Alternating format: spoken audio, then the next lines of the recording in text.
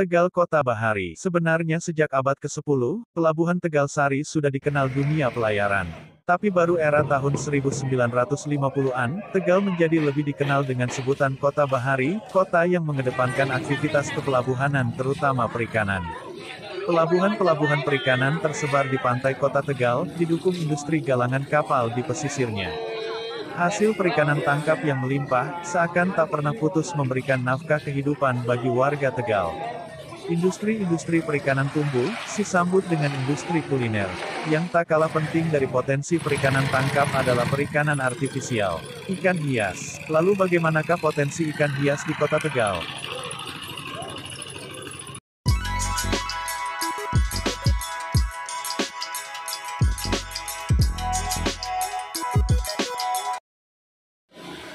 Nah, ini sudah sama Pak Muklisin. Nah, mau cerita sejarah terjadinya mall ikan. Nah, silakan Pak Muklisin. Jadi mall ikan Tegal ini merupakan fasilitasi pemasaran untuk pembudidaya ikan yang ada di Tegal. Jadi selama ini yang kita ketahui pasar ikan hias itu kan melulu ada di Bogor, Parung, Banjarnegara untuk Jawa Tengah, dan Blitar, Tulungagung untuk Jawa Timur.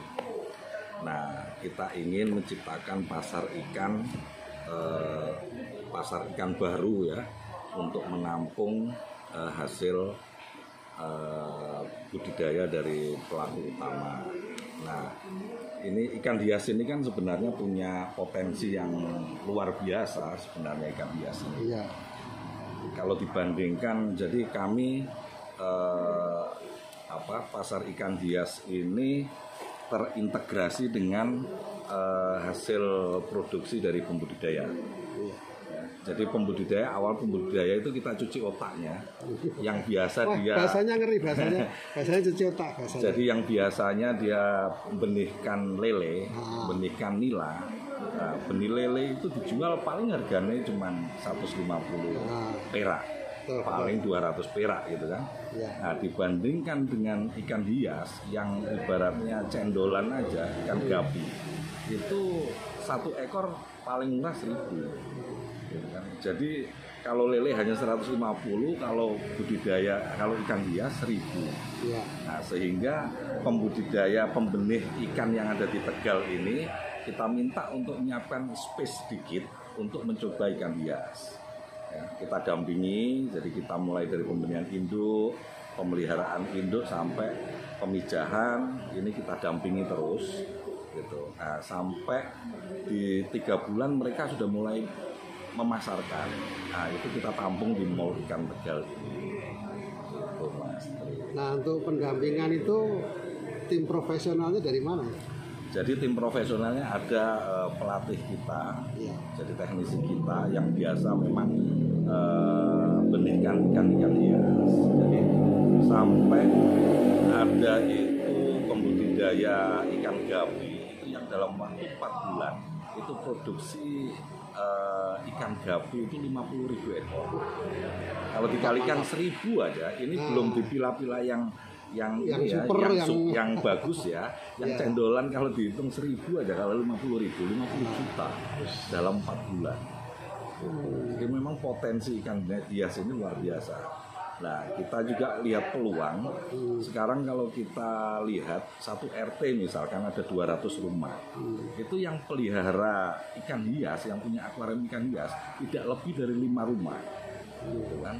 Artinya kan bahwa hanya sekitar 2%, 2,5% yang melihara ikan hias. Masih ada 97,5% yang bisa kita edukasi, kita pengaruhi untuk pelihara ikan hias. Gitu kan.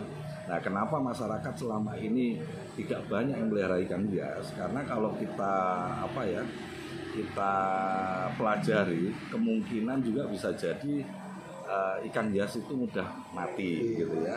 Terus yang kedua, ikan hias yang didagangkan di toko-toko ikan hias ini harganya lumayan tinggi, sehingga mereka agak malah sudah harganya mahal, gampang mati. Padahal sebenarnya harga produksi untuk memproduksi ikan hias itu nggak begitu mahal-mahal juga gitu. Nah ini yang kita edukasi ke ini juga ke masyarakat yang pedagang ikan hias juga, kita ngambil untung sewajarnya, tetapi kita kejar omsetnya, kita kejar banyaknya gitu kan. Kalau semakin banyak orang pelihara ikan hias, otomatis juga semakin besar keuntungan. Nah, yang menarik malah di sini biasanya orang usaha itu melihat konsumen. Kan?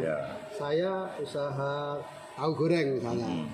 Kenapa saya usaha tahu goreng? Oh, karena wilayah saya, tetangga-tetangga saya itu sukanya makan tahu goreng. Nah, ini kan kebalikan. Di sini yang miara ikan hias sedikit kok malah dibikin seperti ini ya gitu loh. Ya, jadi kita melihat bahwa selama ini masyarakat misalkan sekitar Tegal, Pekalongan, Pemalang, Brebes sampai Semarang, itu kalau belanja ikan hias kan dari Parung. Oh jauh ya, jauh. Dari Parung, otomatis dengan perjalanan ini kan risiko stres kan tinggi gitu. Ya, kesehatan kan terganggu.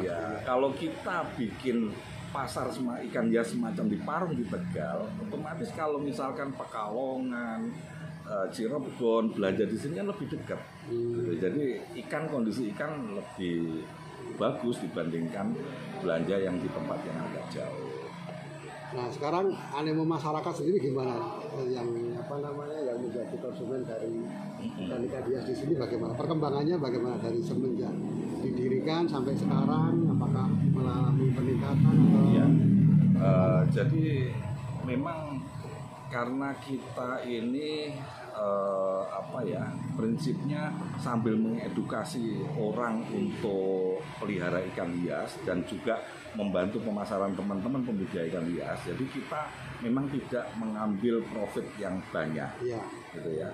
Sehingga orang konsumen yang biasanya melihat harga ikan mahal, begitu lihat di sini murah, dia jadi tertarik untuk belanja gitu dan pelihara ikan hias gitu. Nah, harapan ini teman-teman yang lain juga mengikuti, mungkin nggak perlu jual terlalu tinggi, ngambil untung sewajarnya, tetapi omset yang nantinya akan didapatkan. Ya, di samping itu juga mengedukasi masyarakat untuk bisa melihara ikan hias. Jadi kuncinya juga edukasi. Nah, sampai sekarang berapa tenang ini? Untuk yang masuk sini banyak ya, ada komunitas Gapi, ada komunitas ya berarti ya? Ada yang komunitas, ada yang pribadi ya, binaan kita. Jadi ada komunitas di situ, ada komunitas cupang itu mereka rawat sendiri juga gitu. Terus ada Gapi, ada predator. Cana itu ya? Ya, cana macam-macam. Kalau yang untuk ikan konsumsi ada nggak ya? Atau semuanya ikan hias? Kalau ikan konsumsi di sini agak kurang, Mas. Jadi kalau untuk masyarakat Tegal ini dia lebih cenderung ikan laut. Karena kita di sini ada pelabuhan, sehingga ya orang cenderung langsung ke pelabuhan atau di pasar ikan gitu. Memang ke depan sih ada arah ke sana, jadi menjual ikan yang higienis lah, dengan tempat yang higienis. Terus ada juga kafe ya, seperti yang kita duduk ini kan ada kafenya ya. Ini apakah jadi satu dengan usaha ini atau yang lain ya? Ya, makanya kita nyebutnya Mall Ikan Tegal itu karena tidak hanya jual ikan hias saja, tetapi juga ada tempat nongkrongnya, kafe, juga ada makanan frozen seafood gitu. Jadi di samping belanja ikan juga bisa untuk hiburan, untuk nongkrong-nongkrong. Nah, kalau hari-hari paling ramai itu kira-kira hari apa biasanya? Weekend, Mas Tri. Oh, pasti weekend ya? Ya, weekend pasti. Kalau weekend itu omset bisa 2 kali lipat lah. Karena sambil keluarga kadang ya mungkin ya sambil beli ikan sambil liburan, edukasi anak-anak untuk mengenal ikan hias. Karena di sini kan memang tempatnya agak lega sehingga nyaman untuk jalan-jalan, untuk menikmati ikan-ikan hias. Kalau kedepannya kira-kira mau dijadikan seperti apa lagi? Apakah mau bikin mall ikan seperti ini di tempat lain atau bagaimana Ya. untuk mengembangkan? Kebetulan usaha kalau seperti untuk ini? yang cloning Mas Tri sudah ada. Oh iya, sudah ada Malang. Mall ikan Pemalang. Pemalang. Ya. Nah, ini mah Mall perlu ikan dikunjungi nih Pemalang Pemalang sudah ini. Ya. cloning dia, terus bikin di Pemalang. Itu yang menghandle siapa kalau Pemalang itu? Kebetulan teman-teman dinas perikanan untuk memfasilitasi produk dari UKM binaannya. Gitu. Nah, ke depan harapan kami bisa ya memang tujuannya seperti parung gitu. Jadi parungnya Tegal lah gitu. Jadi di sini ada transaksi untuk secara grosiran ikan hias gitu. Jadi teman-teman yang budidaya ini semakin semangat karena pasarnya nggak ada hambatan. Nah mungkin itu ya pesan kepada teman-teman pengusaha ikan terutama ikan hias itu seperti apa pesan-pesannya untuk supaya lebih maju itu? Ya pesan untuk teman-teman pedagang ikan hias ya hendaknya dalam menjual ikan ini kita untung sewajarnya, diharapkan masyarakat juga akan lebih tertarik ketika harga itu tidak terlalu mahal ya, sehingga nanti justru perputarannya semakin tinggi dan untungnya walaupun sedikit tetapi kali banyak jadinya akan banyak. Jadi tidak dibalik mahal pembeli sedikit akhirnya kan untungnya cuma sedikit gitu. Oke, wah terima kasih Pak Muklisin atas waktunya. Sami-sami. Ya ini teman-teman ya, jadi untuk teman-teman pengusaha ikan hias, tolong dicamkan ya, jangan terlalu mengejar keuntungan dengan harga tinggi, ya kan. Yang penting itu kita sewajarnya saja dan ada kontinuitas. Nah, terima kasih Pak Muklisin. Sami-sami Mas.